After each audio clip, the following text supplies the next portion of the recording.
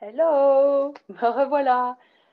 Je revenais vers vous, j'avais promis chakra 2 aujourd'hui, mais j'ai changé d'idée. Parce qu'hier, on parlait du premier chakra, on disait qu'il fallait être stable, il fallait être bien dans ses baskets, on peut dire ça, et que bah, l'idéal, du coup, c'est d'affronter ses peurs et de passer au-dessus de ses peurs. Et comme on a parlé de peurs hier, qui sont souvent liées à ce premier chakra, je me dis, je vais d'abord leur proposer, leur expliquer un peu comment fonctionne le cycle de transformation, comment on peut sortir de sa zone de confort et affronter ses peurs. Voilà, donc je vous ai préparé un petit graphique que je vous partage tout de suite. Voilà, j'ai trouvé un beau dessin et je vous ai ajouté quelques mots euh, pour que vous puissiez voir ça. Et donc,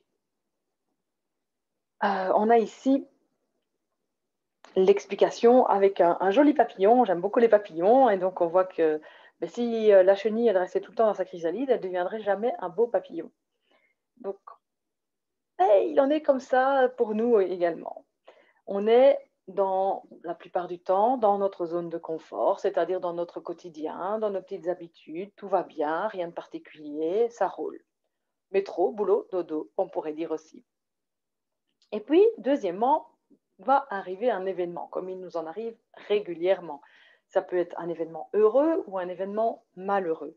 Ça peut être un gros événement comme un mariage, une naissance, mais quelque chose aussi de plus petit. Ça peut être un voyage, une formation que vous avez décidé d'entreprendre, une lecture. Voilà, ça peut être plein de choses qui vous arrivent. Un événement malheureux aussi, évidemment, le décès de quelqu'un, l'échec. Voilà, vous êtes confronté à quelque chose de nouveau, un accident de voiture, que sais-je. Voilà, un événement. Et puis face à cet événement, la plupart du temps, on réagit dans la résistance parce que ça nous fait peur. De nouveau, on y revient. On est avec nos peurs, on ne sait pas comment on va affronter cette nouvelle situation, on ne sait pas comment ça va se passer. Et là, on a toutes sortes d'idées qui nous viennent en tête. Il y a la peur du changement, ça peut être la peur du rejet, du regard de l'autre, de l'échec, du manque, de l'humiliation. On est rempli de doutes. Et puis alors, notre petit mental, là, il va trouver toutes les excuses du monde pour essayer de ne pas passer à travers toutes ces résistances et de se dire non, ça va, je vais rester là où j'ai l'habitude d'être, ça sera parfait, quand c'est possible. Mais ça ne l'est pas toujours, et donc on est obligé d'arriver dans cette période où on a peur. Et comme disait Franklin Roosevelt, la seule chose dont nous devons avoir peur, c'est de la peur elle-même. Hey. Et c'est là qu'on va pouvoir appliquer notre petite pratique que j'ai faite il y a quelques jours, RRSOP. C'est-à-dire qu'on va donc respirer, se calmer en respirant, calmement, profondément, observer sa respiration, ensuite se relaxer, relâcher tous ses muscles, sentir ce qu'on ressent dans le corps, observer, s'observer de l'extérieur. Souvenez-vous, on est ce petit oiseau qui vient s'observer de l'extérieur pour permettre à ce à quoi on veut résister d'exister. Et voilà, là c'est la zone de chaos, de panique à bord. Euh, c'est normal. On va perdre un peu ses repères, ça va durer quelques jours, quelques semaines, parfois plusieurs mois, en fonction de l'événement qui a eu lieu. Et puis face à ça, ben voilà, RRSOP, lâcher prise. On ne sait pas où on va, mais faisons confiance. Parce qu'on n'a pas le choix. Si on veut vivre une vie dont on rêve, si on veut être dans une meilleure zone et s'en trouver mieux et sortir grandi de cet événement, on n'a pas le choix. Il faut passer à travers. Chaque étape fait partie du processus de transformation et c'est tout à fait normal. Chaque étape a sa place. On fonctionne tous pareil, tous. Et quand on a passé ce chaos, donc qui peut durer plusieurs jours, semaines, mois, en fonction, on arrive dans notre zone magique, dans l'intégration. C'est notre nouvelle zone de confort. Et là, on va prendre le temps de s'habituer à cette nouvelle zone de confort. Ça va devenir de nouveau notre habitude, notre quotidien. Et on va pouvoir comme ça intégrer cette nouvelle façon d'être, et tout ce qu'on a appris va se diffuser partout à l'intérieur de nous. Et là, c'est important de prendre le temps de se poser à ce moment-là pour vraiment intégrer et de se sentir stable et confortable, Shchira Sukha Masanam, avant de repartir vers éventuellement un nouveau projet. La petite phrase de Jonathan Lehman pour expliquer ça, c'est j'affronte mes peurs pour rendre ma vie magique. Parce que je vous assure qu'une fois qu'on est dans les zones magiques, c'est fantastique.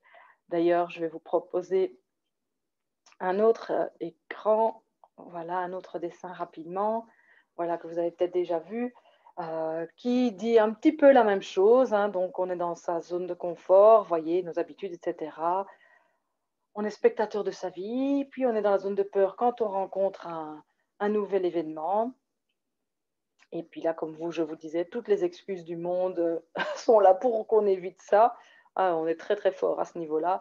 On manque de confiance en soi, on a peur du regard de l'autre, etc., etc. On va prendre des risques, on va aller plus loin.